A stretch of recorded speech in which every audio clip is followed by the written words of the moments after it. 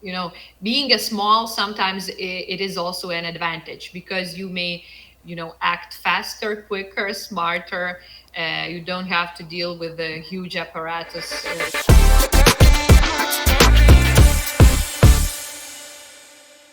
Good local time, everyone, and welcome to the latest episode of Innovative Minds with Audrey Tang. You see, Taiwan and Lithuania, we're exploring new and innovative ways to expand our economic, trade, investment, and cultural ties. I'm over the moon to welcome Aušrinė, Armonaite.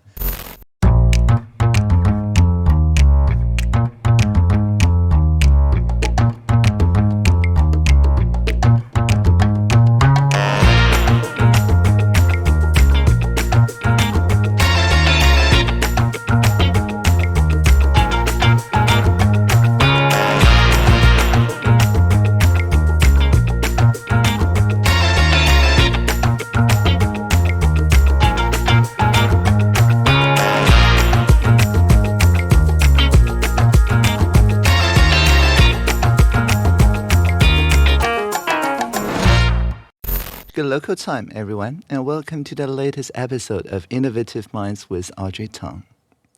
The friendship between natural partners, Taiwan and Lithuania, is a trending topic in the world of international relations. Freedom, democracy, and a refusal to back down in the face of bullying binds our partnership together. But there's more to this relationship than defending our shared values of the free world and standing together. Taiwan and Lithuania are exploring new and innovative ways to expand our economic, trade, investment, and cultural ties across an array of traditional and next-generation industries. I'm sure that our audience is familiar with beef, beer, chocolate, dairy, and grain, but also lasers, semiconductors, and even space technology. The sky's the limit for what is coming to be seen as a partnership of prosperity. So now I'm over the moon to welcome Aušrinė, Armonaite, Lithuania's Minister of Economy and Innovation and a globally recognized advocate of thinking outside the box and getting things done. Aušrinė, hello. It's tremendous to have you on the show. Hello, Audrey. Hello, everyone. I'm excited to be here.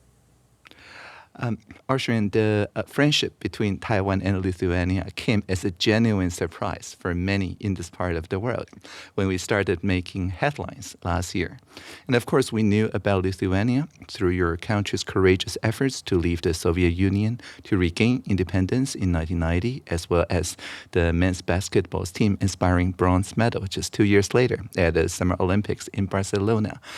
Would you like to help us understand a little more about how the Taiwan-Lithuania partnership came to be and what were the major developments along the way?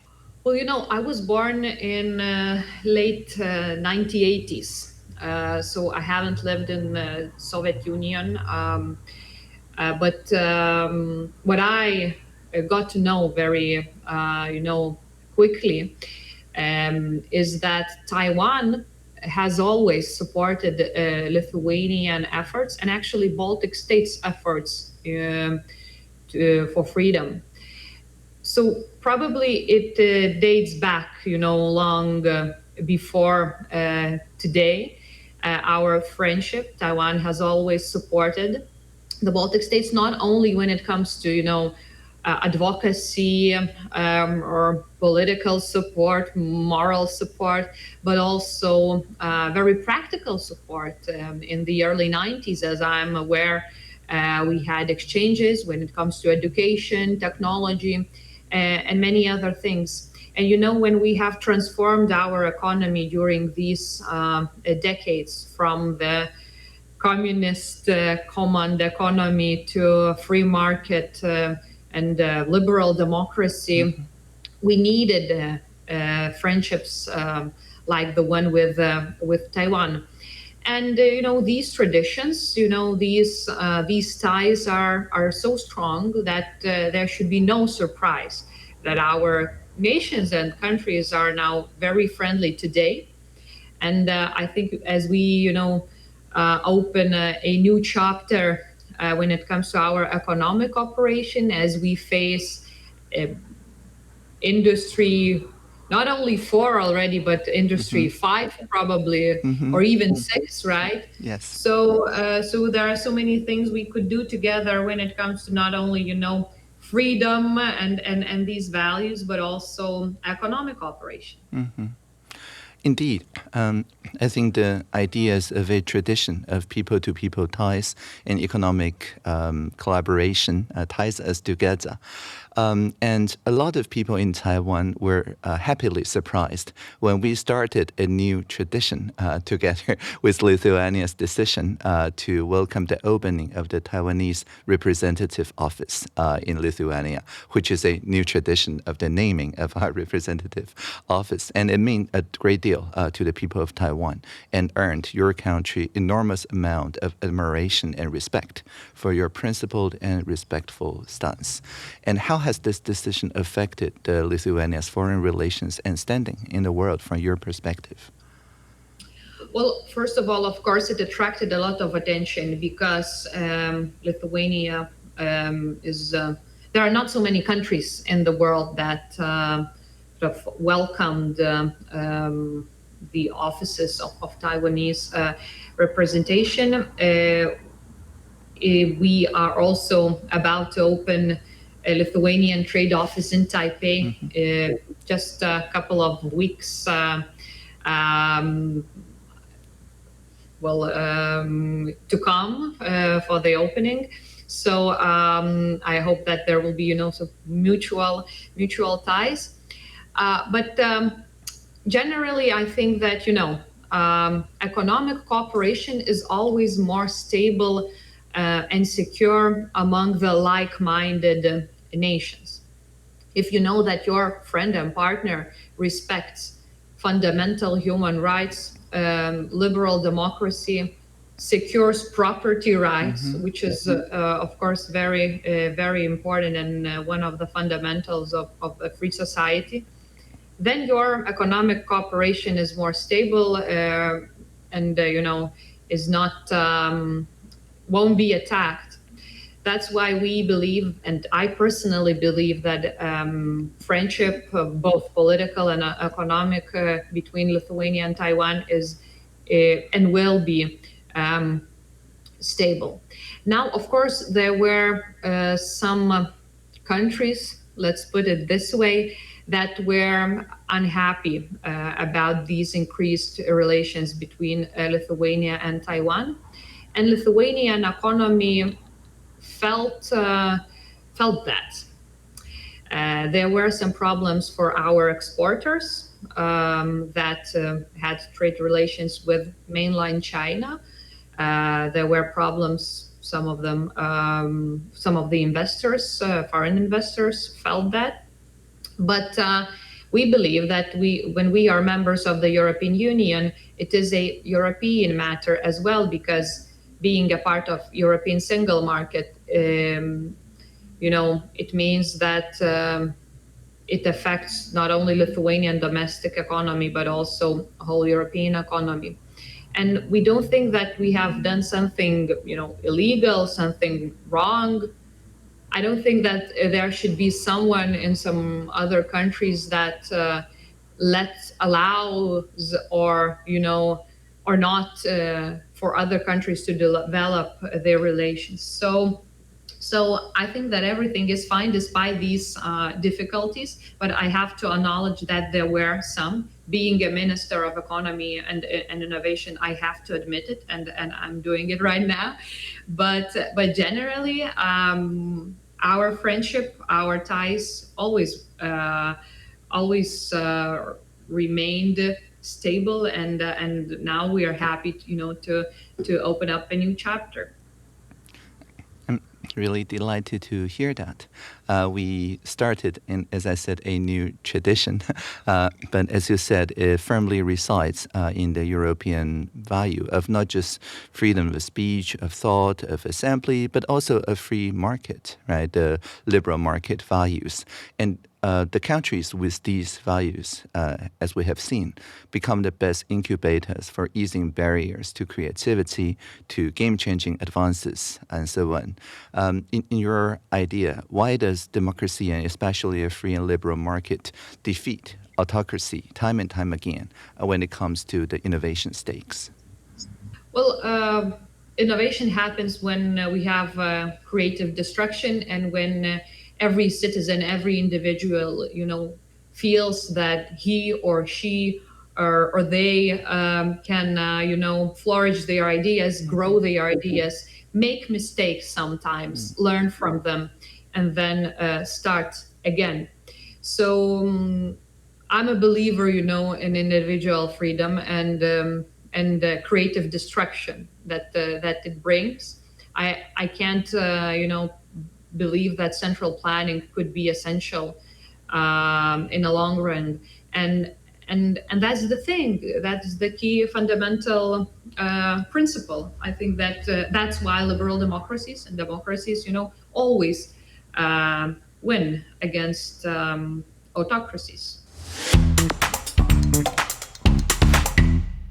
Yeah, that's great. And indeed, I'm reminded of a Albert Einstein quote.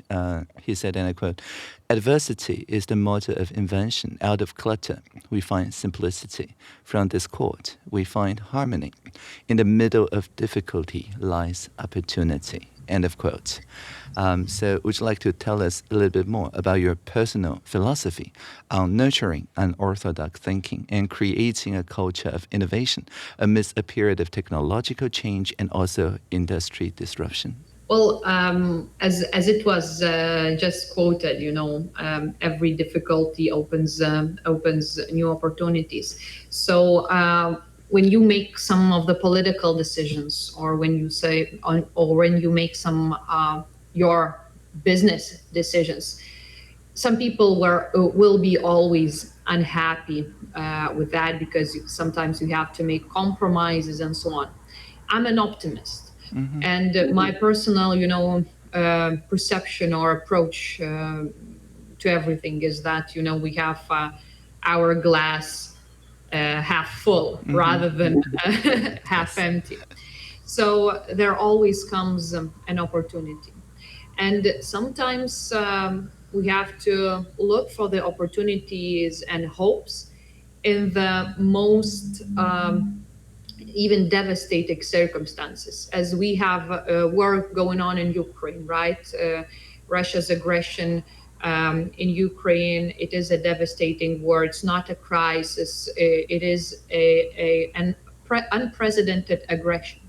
But now, what it also brought, a unity of all democracies against the autocracy and aggression. We've seen great leaders, global leaders, rising. For instance, President Volodymyr Zelensky from Ukraine. He's a true, free world leader now, a global one, and we needed that as the West, in the most broader sense. Yeah, the democratic world. Taiwan Yeah. also a Yes. Western, The democratic world. value-based society. So when it comes to economy as well, we have to look for the opportunities. And what is also probably worth mentioning is innovation won't happen without talented people and innovators.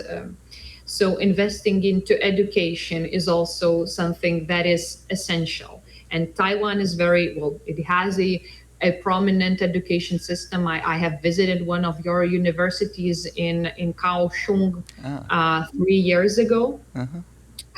We have, ties and also twinnings among Taiwanese and Lithuanian universities.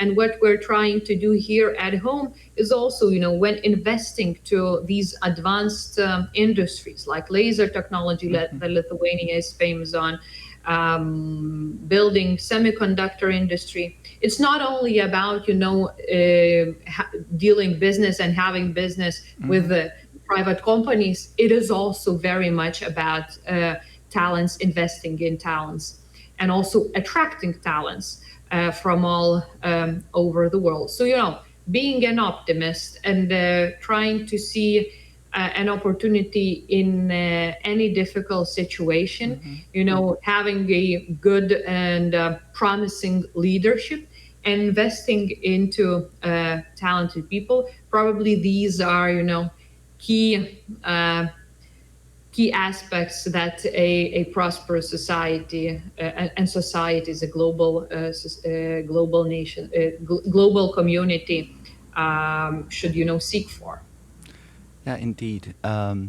One of the guests in the previous episode of this show, previous President Ilves of Estonia, recently visited Taiwan and said that it's not just about the geopolitical, like the West anymore. It is more about a alliance of shared values against authoritarianism. And of course, Taiwan is part of that alliance. And we very much welcome this talent circulation, especially around higher education, as you just mentioned, between everyone, between all the partners in this shared value alliance. I think this is very important. Personally, I dropped out of high school when I was 14 years old, just so that I can spend more time with professors in higher education and work with them on research topics together. And I really think that the mentors, they wield real heft in the development and refinement of innovative minds. Do you have also some influential figures, your mentors, who contributed to your accomplishments in life and can take some credit for the position you hold today? Well, I have thought about it a lot, because I have always thought that I didn't have any particular or single mentor throughout my education or political career. But I'm very thankful for my mother and also for my teachers, who were optimists, I would say, and who were very encouraging all the time. And I think it's very important, to encourage also young adults to, invest in themselves, not only, in learning at school, but also in, developing yourself in some other areas, like volunteering, right? I don't know, playing music or doing sports. So this is something that makes you a universal individual, if I may say so. So I'm very thankful for my mom and for my teachers. I wouldn't mention any politician, older one who could be my mentor. What I have done during my political career, or what I had to do, is actually to strive for my for entering politics. And sometimes, I don't know, Audrey, how is it for you? But probably it's everywhere in the world that politics is quite a close circle of people, and it is quite difficult for some new outsiders to enter in the game. So this was something that we had to sort of earn on our own. There were no mentors or people who just let us in. So when it comes to politics, you have to fight for your ideals and also for yourself. But when it comes to personal life, probably I would mention, as I said, mom and teachers. Yeah, my mom, also my first teacher, would go on to start the experimental education movement, one of the first to work with homeschoolers and basically changing the Taiwanese education system to be more autonomy and interaction based. And my father, who supported her, still runs to this day the Academy for Optimism. So I understand this idea of not teaching anything in particular, but rather to convey a sense of optimistic spirit, to turn all difficulties into challenges that can be solved collaboratively. So I totally get what you're saying, in that it's not politics, it's more like the pedagogy, the forming, the Bildung of the character. Yeah. So one thing about the digital world is that the digital networks brings individuals facing similar challenges together, and they form organizations, they form communities closer than physical neighbors has ever been, right? So that's the community building aspect of the digital culture. How is Lithuania harnessing the power of the digital world in building innovation energy and strengthening your knowledge ecosystem? Would you like to share with us? Yeah, well, Lithuania is one of the most digitalized countries in the world. And what I see that people here, they take it for granted now. Okay. It is quite, normal, and we can't imagine that there could be somehow else when, for instance, for you to use governmental digital services. Few minutes and you declare your taxes. Couple of hours and you may set up a company without even entering any public institution. We have this e-resident thing. Especially, it is important for our diaspora people who live anywhere in the world, to be a part of Lithuanian digital services and use them without even being physically here. So, so what I notice is that our people, they feel that it is new normal we live in. It's not only new; it's not even new actually. It's our status quo. And when I talk to my colleagues somewhere else in Europe, they are quite surprised because it's not that it is everywhere. So so this is why I'm quite happy about how we managed to reform both digital services, digital businesses are growing, and so on. And it is also about security as well. When you have things digitalized and not having papers in one single box, it is also more secure when you have this diversification of services, of storage, of cloud technology also, playing a part. So this is also more resilient because we always, being in this kind of neighborhood, we always think about cyber and security as well. So also what is probably also worth mentioning is financial technologies, because with all this digital society concept, it had spillovers in some other areas, and financial technology is one of them. We are quite small country. I don't know whether your listeners or our listeners know that Lithuania is a 3 million population that is in a European Union with an access to the wider 500 million market that is European single market. So being a digital society, we also wanted, to strengthen our banking system and having more competition when it comes to financial services. And fintech came as one of the key features that Lithuania now is recognized globally. We are number one in the European Union when it comes to licenses issued for financial technology companies.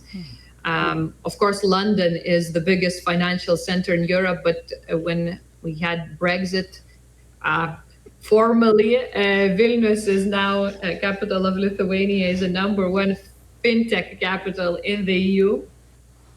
And what does it mean? It's not, it's not a thing that is a value in itself. It means that we have better services for customers, They are cheaper, they are quicker, they are smarter. Your finances, you may diversify better, companies and people who come to Lithuania from all over the world have access to better financial services. You may, have an instant payment. You may deal with your personal finances in a better and smarter way. Mm-hmm. So it also brings competition. There are more companies, and this means we have cheaper services because of the competition. So this is good, and this is based on technology and digital society that we are. Yeah, indeed. I think people in Taiwan generally understand Lithuania as a high-tech powerhouse. So you mentioned fintech. The other thing that our people have heard about is that 1% of your GDP by 2027 will be derived from space technology. And that's another frontier, right, to go where no one has gone before, like Captain Kirk, who said in Star Trek. So tell me a little bit more about this desire to go to space. Yeah, well, thanks for asking this question, because I really love to talk about space. And I know that when we speak about it, people start smiling because, 3 million population, what kind of space industry you pursue, even at home here? Some of my colleagues, politicians, they say that, oh no, she's crazy. What are they doing? Anyway, but I think that in this world right now, everyone can can build a space industry. When we see that it is so decentralized, where also private players are entering, space both figuratively and literally. Literally, yes. Having SpaceX and so on. Yep. So I believe that smaller countries also may play an essential role here. And for instance, Lithuanian companies, there are already some of Lithuanian companies that are part of space industry. One of them is called Nano Avionics. They are building nano satellites. It's like that, nano satellite is the size of this. So there are hundreds of them currently in the orbit. Also, they have partners in your neighboring country, South Korea. Also, of course, international space institutions. I think that there could be more success stories like that. And also probably here, between me and you, Taiwanese and Lithuanian cooperation in technology also could create some of the effects when it comes to space technology and space policies. And the number one thing which we should keep in mind is that space technologies are dedicated not for someone that is up in outer space. They are dedicated for us, for people that live on planet Earth. Because when you develop a space technology or any solution, basically, that is being used in space, you then apply it here in our daily lives. Surface monitoring of Earth's surface, it is essential for agriculture or environmental, solutions. Food, biotech. These are things that, are being applied here in our daily lives. Monitoring the human body, how it changes in certain circumstances, and so on and so forth. So that is the key thing. When we invest in space technologies and space partnership and space cooperation, we not only, about conquering space, also we also innovation that probably will be applied. Not probably, I'm sure it will be, applied to our daily lives and everyday everyday work or I don't know, free time. Yeah, when I explain to people that our upcoming Ministry of Digital Affairs, or MODA, our website will be running on the Interplanetary File System, or the IPFS. People also think I'm a little bit crazy. Then I had to explain. I'd love to know more about that. Yeah. Then I have to explain that the interplanetary means that it works in outer space, but if it works in outer space, it works even more resiliently on Earth as well. This is a technology to ensure maximal resilience and not making it very difficult to defend a single data center, because everyone who view our website also serves as a storage partner to our website so that we can defend against cyber attacks better. So the interplanetary system is not just for astronauts, just like the early internet ARPANET is not just for military research, although it started that way, right? But it's become general purpose and everyone can use that. But with that said, I think the Taiwanese population also loves space a lot.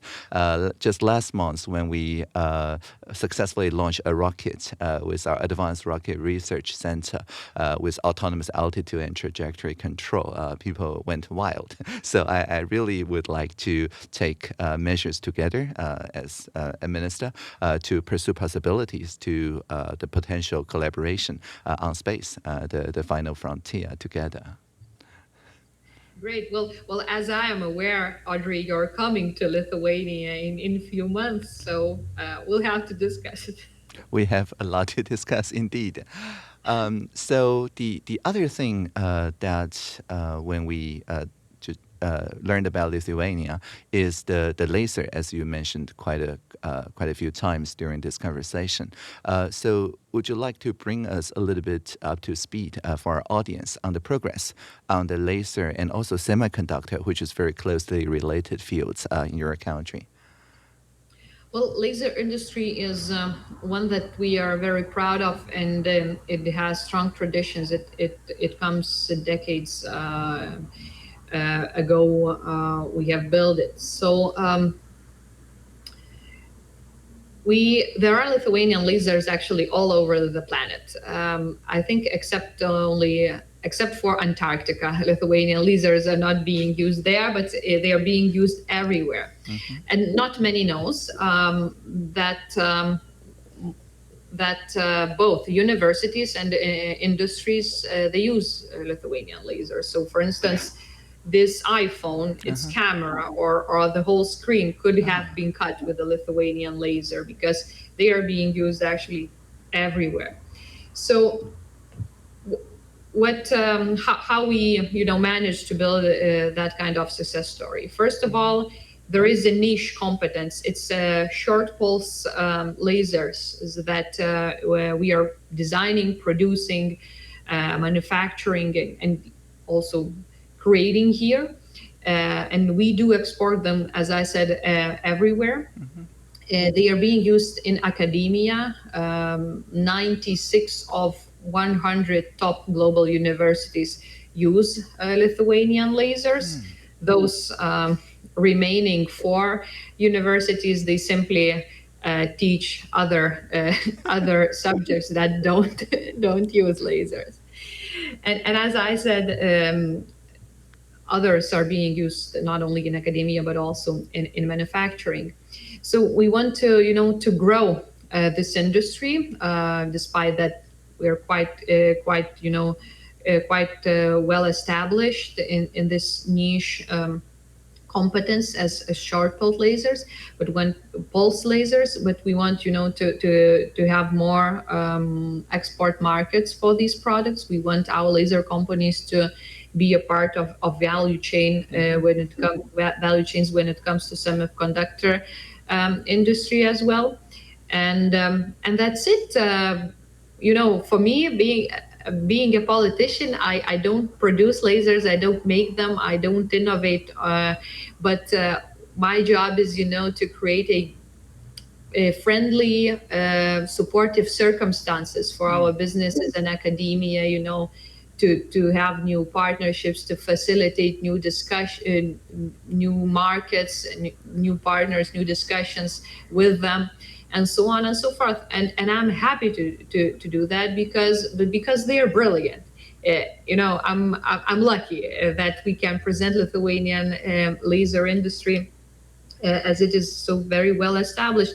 Just recently, a month ago, there was a huge exhibition in Seoul, South Korea, where Lithuanian companies had our stand and also presented the potential. I know that with Taiwanese representatives, we also have agreements even between partners to strengthen ties both in semiconductor, laser, and even space And space tech. industries. Yeah. It is all very intertwined and linked and connected. So. Being a small, sometimes it is also an advantage because you may act faster, quicker, smarter. You don't have to deal with the huge apparatus that sometimes bureaucracy or regulation is. So let's coming back to an optimism angle of our conversation. I think everything will be fine. Yeah, I think the EU, when it comes to innovation, relies on a lot of the member nimble economies to experiment and then to basically disperse those innovations, tried and true innovations by the more nimble, smaller economies into the new EU single market laws and regulations. So we totally get the point. And I think a lot of people really welcomed the delegation. I think your vice minister recently visited, and also the Ministry of Agriculture also sent the vice minister from Lithuania to Taiwan, and we very much appreciated the agile nature of our partnership. Are there any other aspects other than economy, for example, cultural exchanges or any like student relationship and so on, you would like to highlight as a result of the delegation and in our upcoming talks? Well, I think that results are also still to come because building a cooperation is something that it takes time. But what we hope is not only to build an economic partnership in these advanced industries as we just discussed, semiconductors or lasers, but also exactly as you said, having more cultural ties. I don't know, having a direct flight Vilnius Taipei could be Taipei Vilnius, yeah, could be great, because it could encourage tourism between two countries. It could encourage also some, as we said, cultural ties. So I don't know, artists, musicians. Networking, coming to one another, participating in TV shows and so on. It is exciting to learn another culture. And I think that in Lithuania, not many really, imagine. So what is a Taiwanese culture? And I'm sure that in Taiwan, probably not so many know. So, okay, what is Lithuania truly? Well, you drank our beer, but coming to Lithuania and drinking it here locally is a totally different experience. That's So right. of course these soft things are also very, very exciting, and also having so much in common. Being not so big, being far away, but at the same time a freedom-loving society, respecting human rights. And many other fundamental principles of liberal democracy.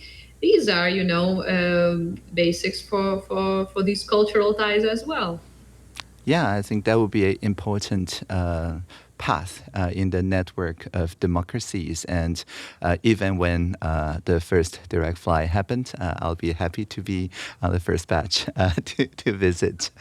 And I think that really it's a very important point because, as you just mentioned, Taiwan is not just bubble tea and semiconductors either.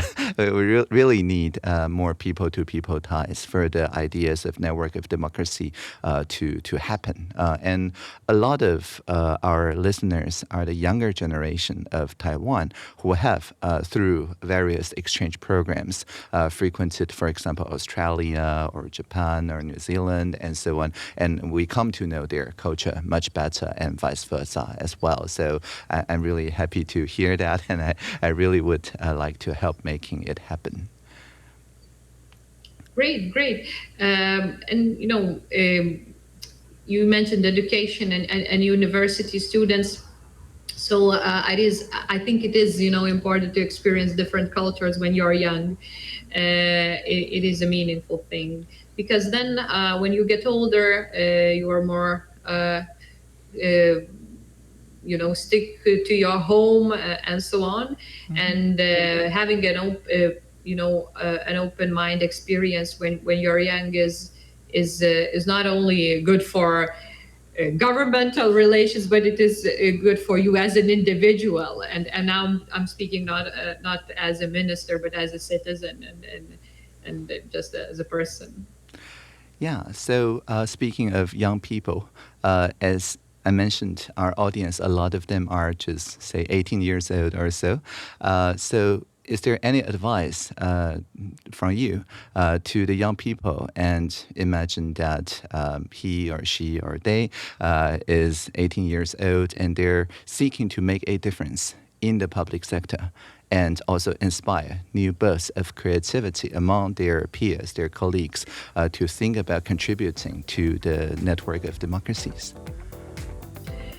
Well, I have only probably one advice, is to, not to pay attention what everyone thinks about you or tells you what to do. Mm-hmm. Please believe in yourself, and ask yourself what you are about, what you want to do, what's the best decision for you, not for your parents, your teachers, or governmental officials, and so on. And then most probably you'll be happy with your job, with your career, with your family, with your choices in life.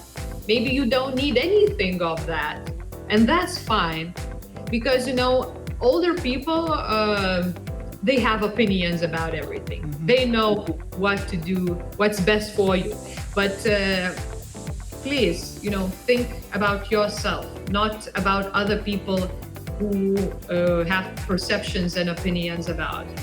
And it's not only about your choices, life choices, but also about who you are. Just don't do that. Think about yourself, not about people's opinion about you.